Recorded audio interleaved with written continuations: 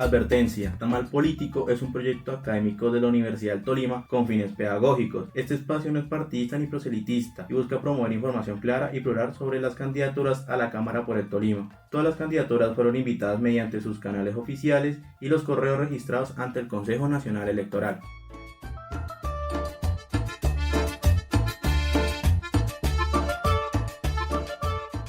Hola a todos y todas, soy Juan Pablo Alfaro y sean bienvenidos a Tamal Político, un espacio democrático para conocer y compartir con los candidatos y candidatas a la Cámara de Representantes por el Departamento del Tolima. Saludo a mi compañera de hoy. Hola a todas y todos, mi nombre es Ángela Palma y es un placer para mí estar con ustedes el día de hoy. ¿Te parece si destapamos el Tamal Político de hoy, Juan? Claro que sí, Ángela. Saludamos hoy a nuestro tercer invitado, Nicolás Betancourt. Él es candidato por el Partido Dignidad y Compromiso. Nicolás, bienvenido. Juan, Ángela, muchísimas gracias por invitarme, a todos los oyentes que nos escuchan a esta hora o a cualquier hora, porque eso es un podcast. Un podcast, entonces saluditos a todos y un gusto de verdad estar acá en el Tamal Político. A ver qué destapa. Bueno, Nicolás, en esta primera sección nos gustaría conocer un poco sobre tu historia, pero no tanto como una hoja de vida, sino más bien como tus experiencias. Así que queremos empezarte preguntando de dónde vienes. Yo vengo de un municipio muy bonito llamado... No, mentira. Vengo de un municipio muy bonito, eso sí es cierto, llamado Melgar, Tolima. Calor, bastante calor y bastante diversidad cultural. Allá llega gente de todas partes. Digamos que eso también lo alimenta, lo nutre uno, no solamente en el acento, sino también los diferentes puntos de vista. Soy ingeniero ambiental de la Universidad de Cundinamarca, entonces fui un joven tolimense que le tocó irse a estudiar a Girardot porque no habían opciones o variedad de carreras o programas en Melgar. Tuve mi oportunidad de hacer allá mi pregrado, luego decidí iniciar mi maestría en FUSA, maestría en Ciencias Ambientales, y también fue una chocoaventura esto porque digamos que quise desarrollar un proyecto de investigación relacionado a sostenibilidad turística. Y esto es relevante porque eso es lo que me lleva a meter a la política. Y es que yo tratando de hacer mi investigación, de hacer academia, digamos que hacer academia en Colombia no es fácil, no es barato. Es a veces uno que está de estudiambre, digámoslo de alguna manera, pone de su parte de forma gratuita a la sociedad. Me puse a la tarea de buscar unos datos que necesitaba. Entonces necesitaba unos datos, por ejemplo, en Pumelgar, que era la empresa de aguas de Melgar, unos datos de alojamiento de Melgar. Los datos de Pumelgar me los demoraron un año, los datos de alojamiento nunca existieron, se perdieron y fui tocando puertas, vuelvo y les digo, como estudiante, una persona metida en la parte de la academia, alejado de la política, hasta que tocando puertas ninguno me dio razón. Llegué hasta el punto incluso preguntarle al entonces secretario de gobierno si tenía esa base de datos, pues en el municipio turístico debe tener base de datos de alojamientos, y me responde de una manera que a mí me incomoda y es: ¿y yo qué voy a saber? Yo estoy para otras cosas. Si una reunión de seguridad soy yo. Venga, hombre, ¿cómo no vas a saber si la función del municipio, lo que vive la gente, es el turismo? Fue algo atónito para mí. Entonces, eso me dio a mi piedra, chocarme con esa experiencia, darme cuenta que somos la generación mejor preparada que ha habido y que aún así no nos toman en serio. Yo tengo una pregunta. ¿Tú eres el primer profesional de tu casa o vienes de una familia de padres profesionales, de abuelos profesionales? Más o menos. Digamos que en mi familia han habido profesores y militares. Entonces mi abuela, digamos que me crié más por el lado de mis abuelos. Mi padre fue ausente, como buena parte de los jóvenes en Colombia. Entonces tuve la oportunidad de crecer con ellos. Mi abuela profesora de primaria, mi abuelo militar. Entonces fue como contrastar esto. Algunos que otro tío que también son profesores, entonces me crié en ese ambiente. No, es un ambiente muy colombiano, las personas, o sea, los abuelos que fueron profesores, normalistas y pues en general ser militar, yo creo que también es una labor muy común en el país. Quería preguntarle, Nicolás, ¿usted en qué colegio estudió? ¿Este colegio era público, privado? ¿Cómo fue esa niñez? Yo estudié en todos los colegios habidos y por haber. Yo era un niño rebelde. No, mentira, no era por rebelde y no por situaciones ya más familiares en esa época. Como les dije, mi madre es soltera, entonces hubieron dificultades en esa época. Yo arranqué en el Antonio María Lozano, un colegio que ya no existe público, que se unió a todo lo que en Melgar es ahorita el Sumapaz, y finalicé curiosamente en el Gonzalo Jiménez de Quesada en el Carmen de Apicalá. Entonces eso es una chocoaventura que por lo menos bachillerato pasé por 5 colegios. ¿Pero era buen estudiante? Me gustaba aprender y es algo que uno a veces tiene que separar el deseo de aprender del que usted necesariamente tenga buenas notas. Sí, claro. Era en esa época un poco olvidadizo, todavía lo soy algo, pero me gustaba aprender y aún. ¿A qué le huele el departamento del Tolima? Huele a tamal, a lechona. Ojalá fuera por otros motivos, pero esta época por lo menos huele bastante a eso, a aguardiente y a mucha echada de pólvora por allá, a póker. A mí me gustaría preguntarte, ¿qué te motiva en tu candidatura, a presentar la candidatura? Como les venía diciendo, me choqué con esa situación en ese momento, les estoy hablando de año 2021, y me dio tanta piedra que dije, venga, voy a meterme en política porque esa gente ni raja ni presta la hacha. Entonces fui candidato a la alcaldía de Melgar en el 2023, con 26 años, una locura, sí lo sé, pero que me dio muchos conocidos, muchas amistades y una nueva perspectiva. Después de tener esa experiencia tan bonita, estuve haciendo control, digamos, social en Melgar a través de un programa de opinión que hicimos con unos amigos que hicimos en ese trayecto, en ese proceso, que se llama La Raya, y hoy estoy postulándome a la Cámara de Representantes, primero que todo porque necesitamos que a nuestra generación la tomen en serio. Y acá a los jóvenes nos cuentan para hora de elecciones, nos cuentan para un CMJ, nos cuentan para una cámara, pero a la hora de realmente tomar decisiones no nos tienen en cuenta. De formar parte de esos equipos no nos tienen en cuenta. Y lo más triste y lo más berraco es que si usted no forma parte de una estructura, entonces queda por fuera y usted, su opinión, su academia, su estudio no vale nada. Sí. Nicolás, ¿qué tienen en común usted y el partido que lo avala, Dignidad y Compromiso? Somos unos tibios, pero está bien ser tibio. Rico lo tibio, uno está arrunchado con el novio, la novia, ahí tibiecito. No, mentiras, tenemos unos principios, digamos que no nos gusta estar en los extremos, y a veces eso lo llaman tibieza, pero resulta realmente ser extrema coherencia. En mi caso yo soy más como una suiza belicosa, que soy neutral, pero a la vez le damos palo a todo mundo. Me ha gustado y me siento identificado con las líneas, por ejemplo, que maneja el partido en términos de feminismo, de protección también del mercado interno. Soy papá de una niña de 3 años. Entonces, ha sido un partido que además me da una oportunidad muy bonita, y es, marica, ¿quién le da un aval a un pelado de 26 años para lanzarse a la alcaldía? ¿Quién le da esa oportunidad? ¿Quién cree en ello? No, de verdad, eso es muy berraco. A menos que usted sea el hijo del representante a la Cámara, o el hijo del diputado, o el hijo del exalcalde, es muy berraco. Y ha sido un partido que ha creído, por lo menos en mi generación. ¿Y qué cree que no tiene en común con el partido? ¿Hay algo que no comparta? Bueno, me faltan las canas de Robledo, o sea, si no las tengo. La experiencia. Y la experiencia, pero mira que somos una generación que compensa la experiencia con el estudio. Ajá. Y nosotros tenemos la capacidad de aprender a través de la experiencia de otros.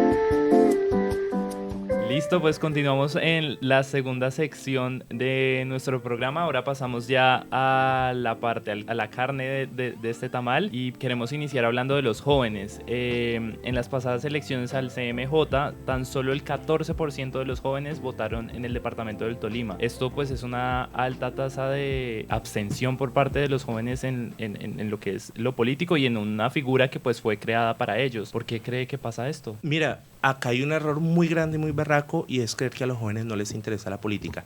Usted no puede culpar a una generación que no ha tenido el tiempo de aprender y de conocer lo bueno y lo malo de ella. Entonces, es que los jóvenes son apáticos. No, señor, lo que pasa es que usted de pronto, si tiene 50, 60 años, usted ha vivido unas historias, unos trasegares.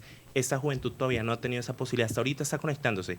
Y a la hora de la realidad, tú vienes a enterarte realmente que la política, probablemente a los 20, 25 años, cuando sales de la universidad, entras al mercado laboral, no consigues trabajo, te compras tu primera moto o carro y te das cuenta que la ciudad está llena de huecos, te toca pagar tu primer apartamento, ya sea en arriendo o comprado, y dices, esta vaina, ¿por qué está tan cara? Y ahí es cuando nos estrellamos contra esa realidad política. Cosa en la que decimos, sería bueno que también nos prepararan en eso en el colegio, en la universidad, y nos dijeran el mundo real es de esta forma. Aún así no los culpo. Por otro lado, le digo, algo que vimos el fenómeno, y coloco el caso donde yo vengo, Melgar eran 10.000 jóvenes habilitados para votar, solamente votaron 1.500. Parte de eso es cuáles son realmente los incentivos que tienen los jóvenes para votar. Es el descuento, no todos los jóvenes van para la universidad, así que eso tampoco es que ayude mucho. La nota que de pronto de uno que otro profesor, y mira que realmente los jóvenes que salieron a votar, y eso ya es una impresión personal, muchos salieron realmente fue por voto estructura, y ese es el berraco gran problema, que si no salen los jóvenes a votar, y no solo los jóvenes, cualquier tipo de generación, ya usted no necesita para montar, ya sea consejero, concejal, congresista, los mismos votos, sino probablemente la mitad o mucho menos. Yo vi el caso de Melgar donde colocaban consejeros de juventud con 40 votos. No se iba a ver cómo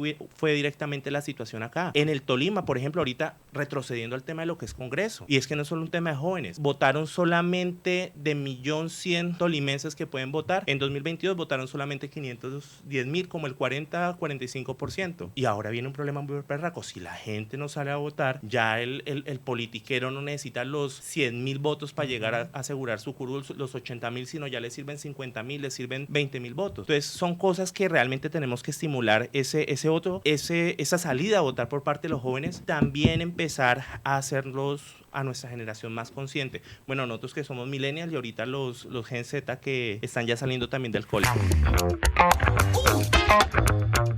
Bueno, pues como este es un programa hecho por jóvenes, nos gustaría comenzar preguntándote pues por ellos específicamente. Queremos saber cuál sería tu diagnóstico sobre los principales problemas de los y las jóvenes en el Tolima. Mira, yo el problema de los jóvenes lo defino en la siguiente palabra y es empleo. Usted me puede echar el carretazo a la educación, yo creo en la educación, vengo de una universidad pública, pero en nada sirve que eduquemos tanto a esta generación si cuando salen no tienen trabajo, no tienen cómo emplearse, no tienen en qué ocuparse. Ese es el berraco problema. Sea que usted estudie en una universidad privada, en una universidad pública, un técnico en el SENA, donde sea, el berraco problema para nuestra generación en estos momentos es poderse emplear. Y ahí es cuando uno ve muchos jóvenes desesperados, volviendo al tema político, teniendo que ir a rogarle al alcalde, al concejal que le consiga un contrato, un puestico, porque es que además agrava el problema que el mayor oferente de empleo en los municipios, no solo en el Tolima, en todo Colombia, ¿quiénes son? Las alcaldías. Entonces, el principal problema es ese. El día que resolvamos el problema de empleo, créame que ya tenemos solucionada la mitad del problema de los jóvenes. También, digamos que un problema muy común y recurrente es la salud mental. ¿Usted cómo evalúa este tema, tanto en el departamento como en la ciudad de Ibagué? Hay muchos jóvenes, vuelvo y le digo, soy hijo de una madre soltera, y el estrés, la carga, usted tratar de no vivir, sobrevivir, subvivir, es muy berraco. Hablamos de que sí, usted puede tener la presión del novio, la novia, de pronto que se tira un examen, pero hay mucha realidad que están viviendo los jóvenes en estos momentos en el departamento, de unas condiciones de vulnerabilidad muy berracas que lo está obligando a algunos a coger para bandas criminales, grupos armados, XY, a otros a buscar otras opciones de en qué trabajan, que pueden salir adelante, muchos de ellos que eligen de pronto el camino legal para ellos y legal para las empresas que los subcontratan. ¿Cómo le ayudo a mi mamá, a mi vieja, a mi cucha, como quieran decirle? Esas necesidades del hogar creo que es la primera presión que siente cualquier de los jóvenes. ¿Con qué yo puedo al menos ir a invitar a echar una empanada a la novia? No, sí, de verdad. O de pronto las niñas, las mujeres, ¿con qué voy a ir al menos a darle así sea un relojito de esos Casio de 9.000, 12.000 pesos que venden en el remate? Para nosotros en este momento es muy importante el tema de la reforma laboral, entonces nos gustaría preguntarte qué piensas sobre los efectos que ha tenido pues esta reforma para las condiciones de los jóvenes y de las jóvenes. La reforma laboral es un tema bastante largo, bastante complejo. Sí se necesitan garantizar los derechos, eso sí, no hay duda, pero vuelvo y digo, estamos en un país que tenemos como problema que sí, en el papel está muy hermoso, muy divino, vaya y garantice que eso de verdad está pasando. Acá sin echarle ninguna puya a nadie. Miren el caso, por ejemplo, el representante David Racero. El hombre era uno de los principales promotores de la reforma laboral, y luego se encontraron que en el Fruber que él tenía estaban pagándole menos del mínimo, como 1 millón de pesos, sí, sí, a jornadas de 12, 13 horas. Entonces, ¿de qué carajos nos sirve?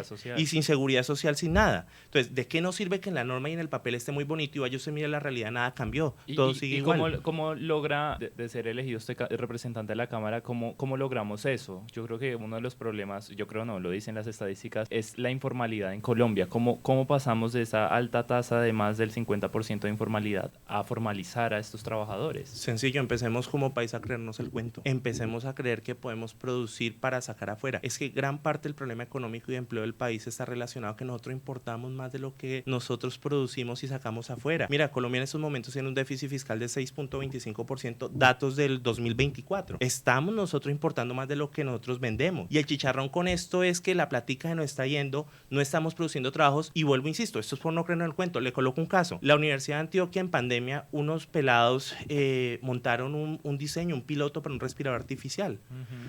Le dijeron, mire papá gobierno, acá hay un respirador artificial, tenemos ya el piloto, empecemos a producirlo en más. Le sacamos cada respirador a 15 millones de pesos. Inviertan nosotros, estamos en plena pandemia. La respuesta de papá gobierno en esa época, ¿cuál fue? No, vamos a ir a comprarlos a China, a otro país, a 60 millones de pesos, así nos demore 6 meses en llegar. No nos creemos el cuento, no invertimos en nosotros. Ahora, dentro de las propuestas legislativas que nosotros manejamos puntualmente, ¿qué podemos hacer? Mandémosle el chicharrón a las alcaldías, no de que contraten directamente, pero sí de que generen los entornos para que se generen estos negocios. Le coloco un caso. En Colombia existe Fondo Emprender y mucha gente no lo conoce. No sabe que pueden organizar un proyecto y recibir financiamiento para su negocio. Pero ahora viene el chicharrón. ¿Y quién me asesora cómo organizar un proyecto de esos? Listo, supongamos que usted no va a irse a Fondo Emprender. Supongamos que usted tiene una panadería, hace zapatos, hace cualquier vaina, postre, lo que sea, y usted dice, yo quiero tecnificar y crecer. Puede que su mamá haga quesos y usted dice, venga, ¿yo cómo puedo llevar eso al siguiente nivel? Y el primer chicharrón con que usted se encuentra es que si usted quiere formalizarse, le toca ir a abrir una empresa ante Cámara y Comercio, ahí ya empieza a contar contador. Pues madre, ¿yo dónde le pago 2 millones de pesos? Mentira, el mínimo está en 2 millones. 2 millones y medio, 3 millones más prestaciones de ley a un contador. No hay plata si apenas estoy tratando de arrancar. Entonces, nosotros, ¿qué es lo que proponemos? Hacer responsables a las alcaldías de montar unas oficinas de empleo y emprendimiento. ¿Qué es? Venga, mijo, esto no es de decir, vamos a darle un curso de emprender y usted mire cómo resuelve, sino vamos a ponerle a su disposición, por lo menos el primer año, 2 años, unos profesionales para que lo apoyen en el desarrollo de su empresa. Que usted salió de la universidad, quiere montar un medio de comunicación, quiere montar una lechería, una dulcería, tenga al menos o pueda contar con un contador que no le toque sacar del bolsillo inmediatamente, sino que el municipio lo ponga porque usted le va a ir a generar empleo a ese municipio. Que usted necesita un diseño gráfico, le puede decir, venga, hágame estas piezas.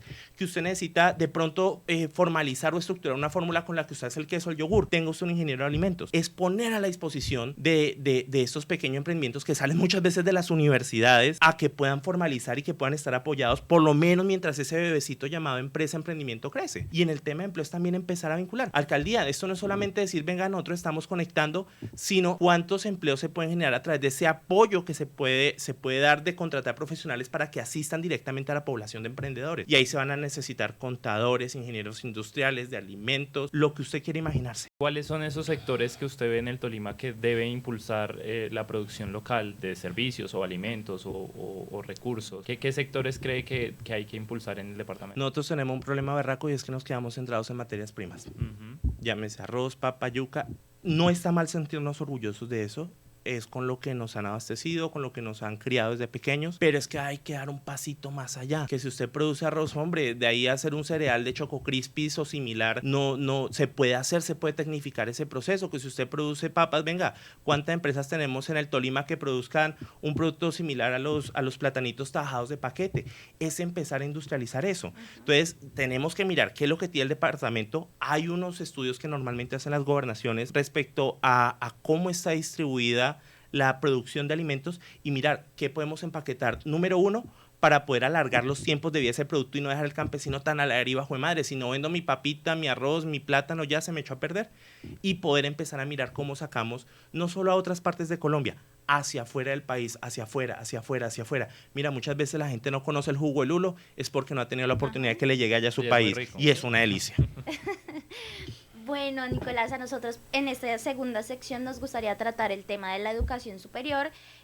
Como sabes, el Congreso aprobó en el último debate la reforma a los artículos 86-87 de la Ley 30 del 92 y que estableciendo un nuevo modelo de financiación para universidades e instituciones técnicas públicas. Entonces, ¿cómo valoras tú la reforma a esos artículos de la Ley 30 que se realizó durante ese periodo en el Congreso? Hay que explicarle acá a los pelados, hola pelados que están allá, por qué se da este chicharrón de que fue una lucha de 30 años para reformar la Ley 30. Y el chicharrón básicamente se da porque cuando empezaron a calcular cuánta platica le iban a girar a las universidades, lo hicieron en base al IPC. O sea, cuánto sube la yuca, la leche en el 92 cuando se generó la Ley 30. Uno, que la masa de estudiantes podía crecer abruptamente. Por eso, insisto, somos la generación más educada, más formada. Y lo segundo, que también esa apuesta educativa iba a tener unos costos que en ese momento eran impredecibles. ¿Quién iba a pensar que en las universidades iban a necesitar una computadora hace 40 años? Que, por ejemplo, en estos momentos estudiar comunicación social y periodismo se podía hacer teniendo los estudiantes sus espacios con micrófonos, sus equipos. Era algo que en ese momento era impensable porque de pronto le vendían comunicación social a los chicos, era para que hicieran periodismo escrito.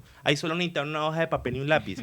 Y todo eso fue inversión que se fue necesitando. Ahora, eso abrió un hueco fiscal para las universidades en estos 30 años de aproximadamente 18 o 20 billones de pesos. ¿Qué es lo que entró a hacer esta reforma? Decir, venga, ya no trabajemos con ese IPC, trabajemos con el índice de costos a la educación superior. ¿Por qué? Porque es que la educación crece el costo de manera diferente. Otro punto, antes cualquier profesional podía ser docente universitario, hoy día no. Tiene que ser mínimo con maestría, si se puede con doctorado y pagar un sueldo de esos es altísimo. Cuando entra todo esto a sopesar, dicen listo, vamos a cambiar por este nuevo modelo y vamos a ver de acá a 15 años cómo empezamos a cerrar esa brecha. Vamos a tomarnos 15 años en eso. Eso no va a ser que ya el otro año ya se saneó la educación, no, nos va a tomar 15 años como país, pero van a empezar algunas universidades a sanear sus deudas. Estamos hablando de la Universidad de Antioquia, estamos hablando de la Universidad Nacional, poder sus edificios, hacerle al menos un mantenimiento debido con el paso de los años. La Universidad del Tolima, que también tiene un déficit grande. Patrimonio de la Universidad del Tolima creo que está alrededor de 380.000 millones de pesos y de eso el 10% son pasivos. Aproximadamente unos 37.000, 38.000 millones de pesos. Eso es un chingo de ver esa plata. Sí. Sobre ese tema, ¿cuál es su visión de las finanzas en el sentido de ¿qué sigue ahora? Ya se reformó estos artículos, pero ¿cómo ve usted esa reforma a la Ley 30 general que sí o sí debería pues realizarse en el próximo Congreso, en la próxima legislatura? Es que hay que tener en cuenta algo, también se dan un problema. Estamos pidiendo que se destine más plata, pero a la vez el país está diciendo al gobierno nacional, oye, güey, no hay más plata, Ajá. no nos aprobaron la reforma tributaria, hashtag emergencia económica, hashtag el próximo nombre que se inventen.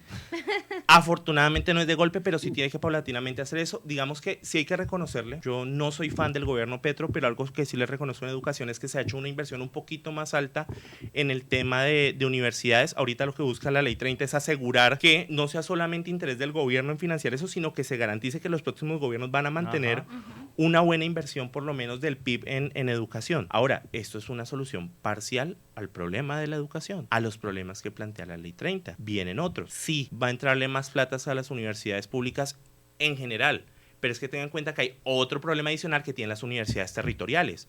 No es lo mismo la Universidad Nacional que la Universidad del Tolima, o por ejemplo, donde yo vengo, la Universidad de Cundinamarca. En la Universidad Nacional, creo que para datos del 2023 y 2023, estaban recibiendo en transferencias por estudiante unos 19 millones de pesos. ¿Saben cuánto están recibiendo acá en la UT?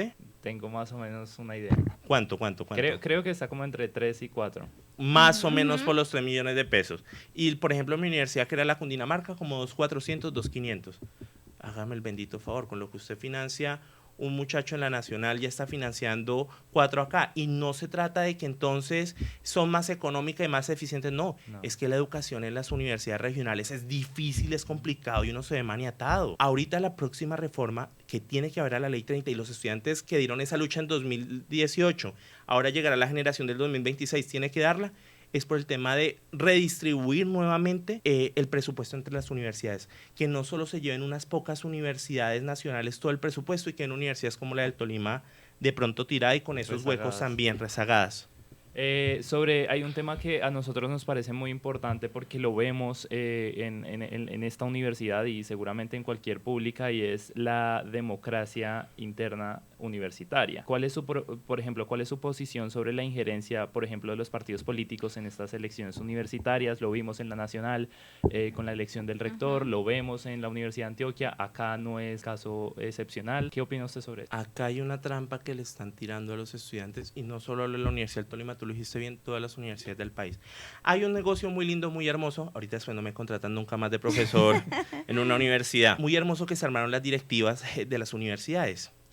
Yo tuve el caso en mi universidad, y es que, póngale cuidado a ese chiste, el director de X programa contrata como docentes universitarios a secretarios de la alcaldía local de ese municipio, y a su vez estos secretarios contratan al director de programa como asesor para el PBOT. ¿Ustedes creen que no hay conflicto de intereses? Claro.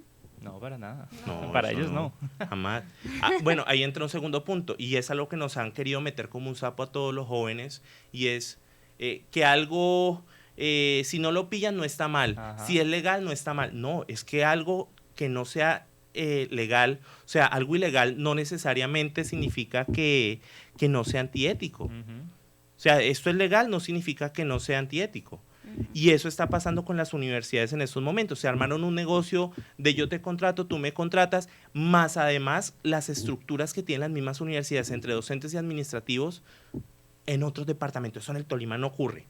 No, que haya injerencia de los partidos, decir, venga, dígale a sus docentes directivos que tiene que, por favor, hacer que todos voten por el partido de Blue, por ejemplo, de las pistas de Blue. Sí. No, eso no pasa. O no tanto eso, sino, por ejemplo, que es algo preocupante el tema de las elecciones de los rectores, que eso se volvió una cuota burocrática de la gobernación. Ahí viene el segundo chicharrón. ¿Por qué? ¿Quién nombra a los rectores? El Consejo Ajá. Superior. ¿Y quiénes forman parte del Consejo Superior?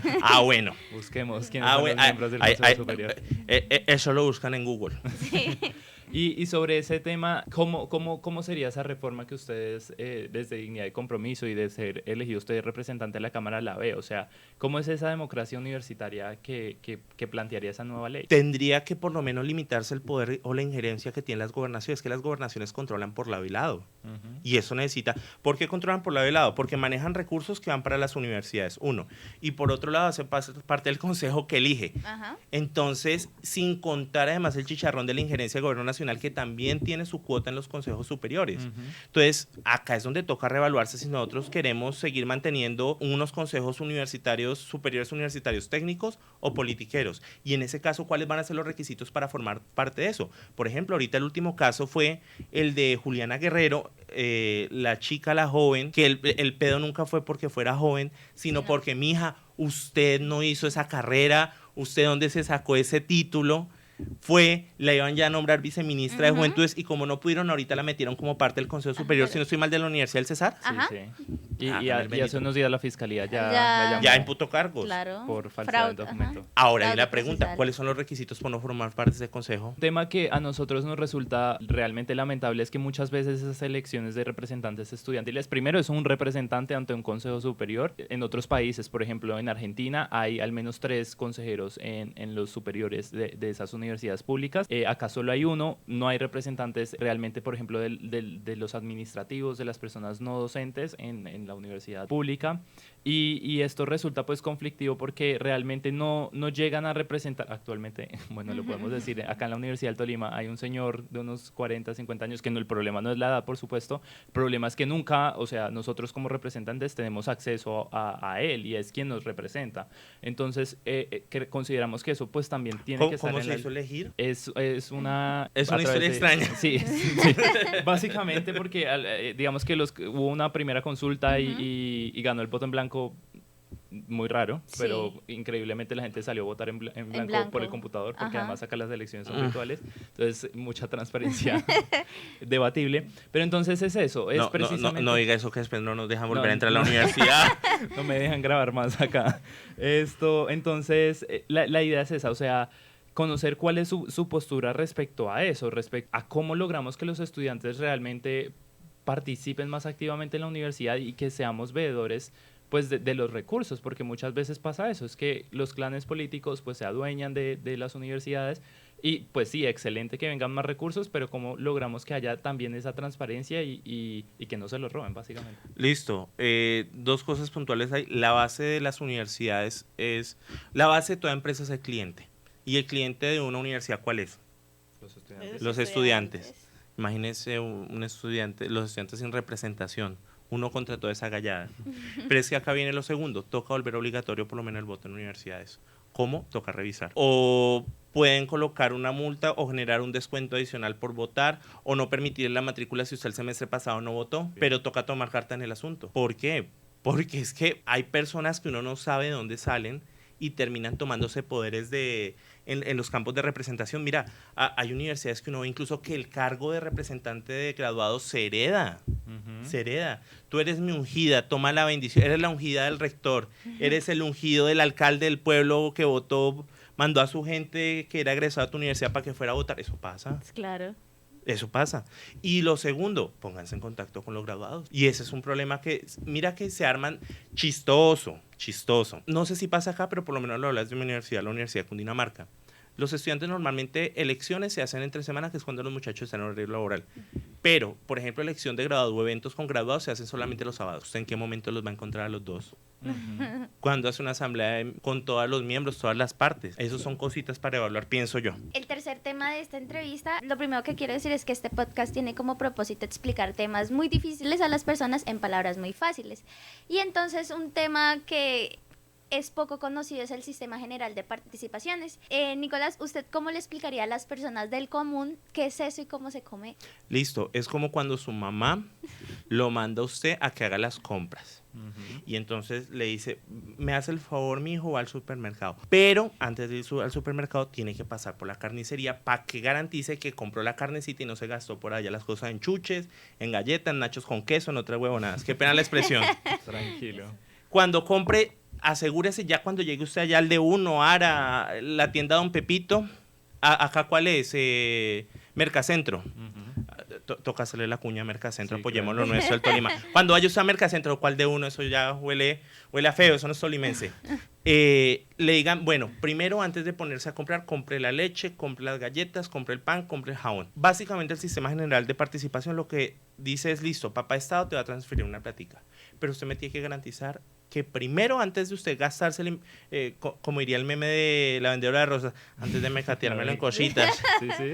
Garantice usted que gastó en lo que tenía que gastar. El gran rubro principal a nivel de departamentos de municipios, ¿cuál es? Educación. Luego, ¿cuál sigue? Salud. Eso es básicamente la carne y la leche, y los huevos para el desayuno. Luego vienen otros gastos adicionales, que se incluye, por ejemplo, unos gastos para reservas indígenas en caso de que hayan. Luego se incluyen otros gastos que es para, por ejemplo, adquisición de inversión en agua, por ejemplo. Llámese agua potable, montar una petar, alcantarillado, demás. Es garantizar todo eso primero antes de llegar allá. Y ya después de eso, ahí si usted vea en qué lo va a invertir, en qué otras cositas. De pronto me estoy acá saltando 1 o 2 o 3 pasos, pero básicamente va de eso. Ahora viene el chicharrón. ¿Por qué se piden eso de, venga, primero meta la educación, primero meta la salud, primero de esa otra partecita, métale agua? Porque es que hay cosas que muchas veces no se ven y los alcaldes pueden ser quisquilla y decir, no, yo es que necesito dejar el coliseo hecho, yo necesito dejar el edificio de la alcaldía nuevo, yo necesito dejar la vía pavimentada, porque son obras que se pueden mostrar, pero cosas que no se ven en el día a día, como por ejemplo que la comunidad tenga acceso a agua potable, que tenga calidad en los servicios, que su poposita, sus miaditos no vayan a la quebrada donde después la comunidad rural está ya tomando muy feliz el agüita. Entonces hay que obligarlo, es que no hay de otra. ¿Por qué? Porque es que para bien o para mal, Colombia, la forma en la que está estructurado, cualquiera puede ser alcalde, cualquiera puede ser gobernador. No hay criterio técnico y hay un tema también de egos que tiene que ser muy cuidadoso. Digamos que es como la forma más sencilla que encontré de pronto de... Y pues importante que este dinero es destinado pues a las regiones, ¿no? Entonces en el Congreso actual hubo una reforma a ese Sistema General de Participaciones. ¿Cómo valora usted esa reforma? ¿Qué es lo que reformaron? Pasaron creo que del 26, 29% como a 39%, un aumento significativo. Listo, usted me le va a enviar más plática ahora a las regiones. Primero, eso tiene un chicharrón. Hablamos, por ejemplo, en el caso de Ley 30, eso no se va a solucionar el déficit fiscal en 15 años. Estos recursos se van a hacer de forma progresiva hasta el año 2040. Estamos hablando más o menos unos 12, 14 años que se va a ir aumentando. A mí me preocupa, porque es que nosotros somos un país que somos demasiado optimistas sobre el futuro y nos pusimos a decir, vamos a darle más plática a las alcaldías, a las gobernaciones, sin saber si para ese momento contaríamos con ese recurso. Muchos expertos lo que han dicho es, venga, ojo con eso porque no tienen garantizada la plata, incluso hoy estamos en riesgo económico, no hay para pagar tanto. ¿Usted cómo me garantiza que va a tener para pasar de los 70 billones de pesos actuales como a 100 y pico? ¿De dónde va a sacar el resto? Si estamos engalletados ahorita con 30 billones de pesos por la no aprobación. Entonces es empezar a mirar ese tipo de cositas. Per se no es malo, vendría también con unas responsabilidades que ahí entraría, por ejemplo, la ley de competencias. Bueno, papito, yo le voy a dar, ¿sabe qué? Usted creció, ya usted no es el niño de 8 años que yo mandaba a la tienda, no, ya usted es un muchacho grande. Entonces yo ya lo puedo enviar a que vaya y me mande a lavar el carro y le voy a dar una plática extra para eso. Pero entonces, ¿cómo se empieza sobre esa plática de asignar mayores responsabilidades? Que no es que le llegue plática gratis a los municipios. Trata de buscar un poco más de autonomía, pero les digo, estamos bajo el riesgo de que muchos alcaldes, bajo esa promesa de que en 14 años el municipio va a estar teteado de plata, le va a aumentar, pasamos de qué, del 29, le va a aumentar 10 puntos porcentuales. Endeudémonos hoy porque eso mañana en el futuro hay plata. Eso es algo con lo que nos toca tener mucho cuidado y yo sí le recomiendo a la ciudadanía, y desde el Congreso lo haremos, control político y el ojo puesto para no dejar que nos metan ese gato por liebre, de que nos dejen endeudados, y ni siquiera a ellos, a nosotros, nuestra generación. Una de las funciones de un representante de la Cámara es hacer ese control político. En el departamento actualmente pues realmente yo veo muy pocos representantes a la Cámara ejerciendo ese control político. ¿Por qué es importante que la ciudadanía sepa que una de sus funciones es esta? Mire, las funciones de los congresistas son aprobar proyectos de ley, proponerlos, aprobarlos, aprobar presupuestos y hacer control político. no solo al gobierno nacional, que es lo que algunos creen. Por ejemplo, Cámara de Representantes puede hacer moción de censura, juzgar al presidente XY, pero ya también pueden hacer control político en el tema de municipios, regiones, departamento. Que se necesita. Sí. Que se necesita. Claro. Ahora, ¿cuál es el chicharrón? Si la gobernadora de turno es afín a 3 de los 6 representantes que tenemos, pues mijo, ¿usted qué espera? Y los otros 2 o 3, a veces por la pelea, no, es que me va mejor si no me agarro. También van y se colinchan ya. Miren, a mí me decían, ¿y usted por qué no se lanza a la asamblea? La asamblea departamental es una vagabundería. ¿Por qué? Usted al menos en el Consejo del Pueblo se entera de los chismes, por chismes, que es lo que pasa allá. Sí. En el Congreso al menos están todos los medios poniéndole atención. ¿Quién carajo está pendiente de qué pasa en la asamblea departamental? Y es El donde trabajo, hay mayorías Ajá. del Blue. No, de las pistas de Blue, eso. Nadie le para bolas a eso. Los congresistas tolimenses lo mismo. Se quedaron en un conformismo de soplarse, algunos a ver si les sonríe el gobierno nacional, otros ya porque les sonríe el gobierno departamental, y se olvidaron de esa función.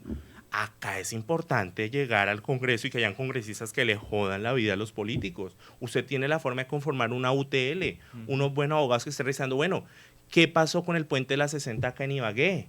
Oiga, ¿qué pasó en Melgar con las obras que prometió como diputado uno de los congresistas de las pistas de Blue? Que ahí quedó abandonada una Alameda.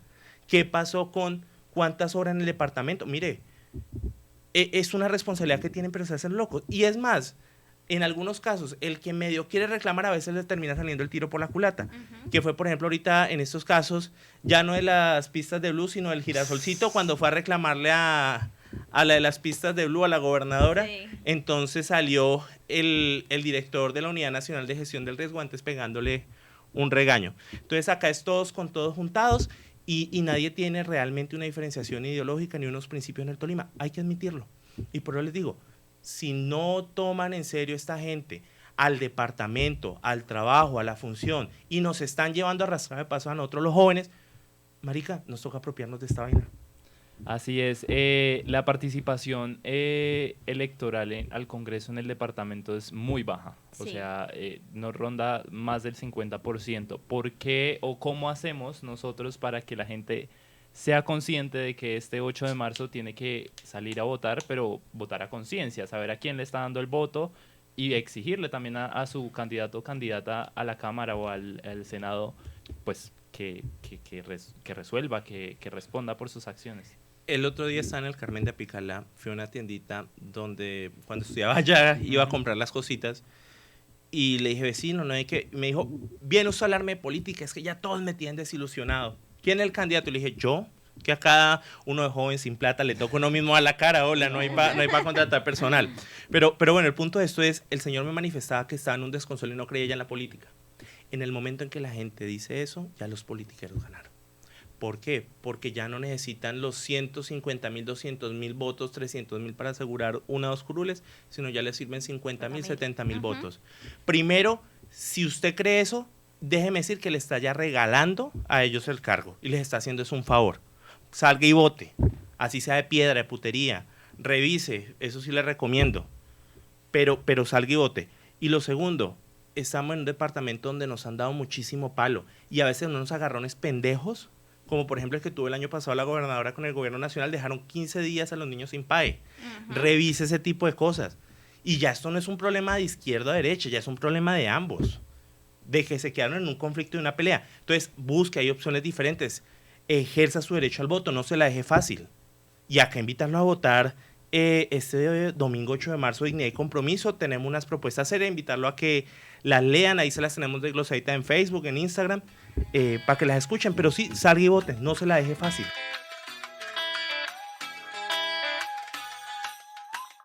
Vamos con nuestra tercera y última sección de este podcast, se llama La Zanahoria del Tamal. Con esta sección lo que buscamos es realizar una serie de preguntas que se responden con un sí o con un no.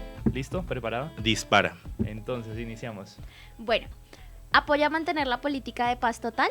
No, ¿Apoya la intervención militar en Venezuela? no, ¿Apoya la convocatoria a una constituyente?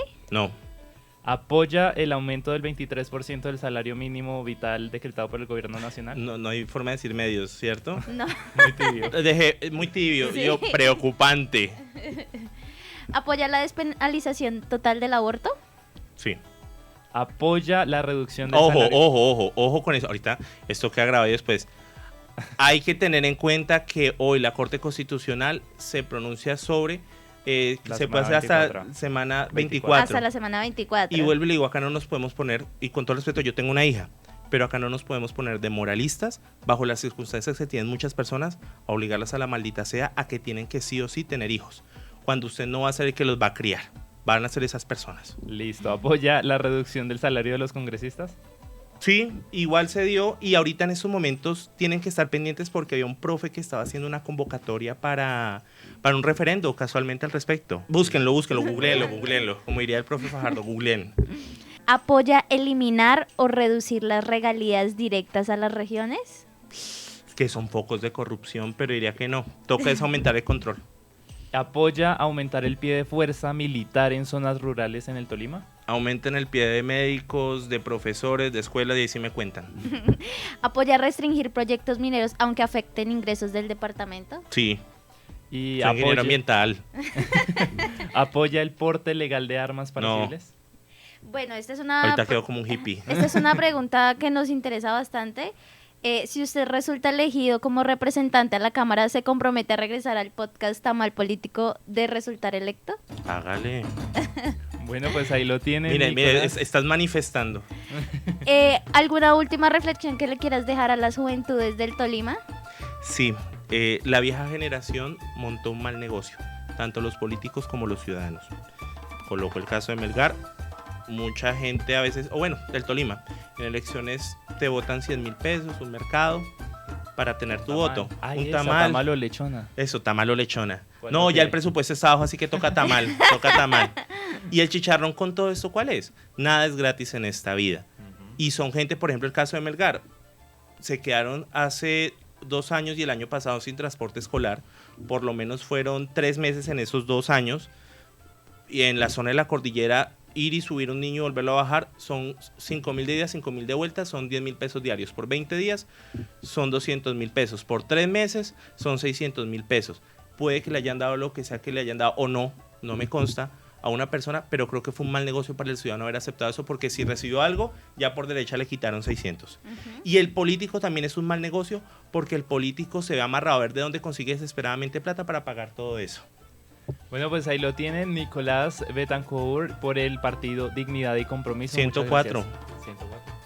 Muchas gracias a todos, muchas gracias candidato por acompañarnos el día de hoy. Espero que esta plática haya sido muy agradable y que todas las personas que escuchen este podcast puedan al menos interesarse un poquito. La idea de este espacio es que nuestros oyentes puedan ir a las urnas informados. Esto es un espacio académico de estudiantes hecho por y para los jóvenes. Muchas gracias.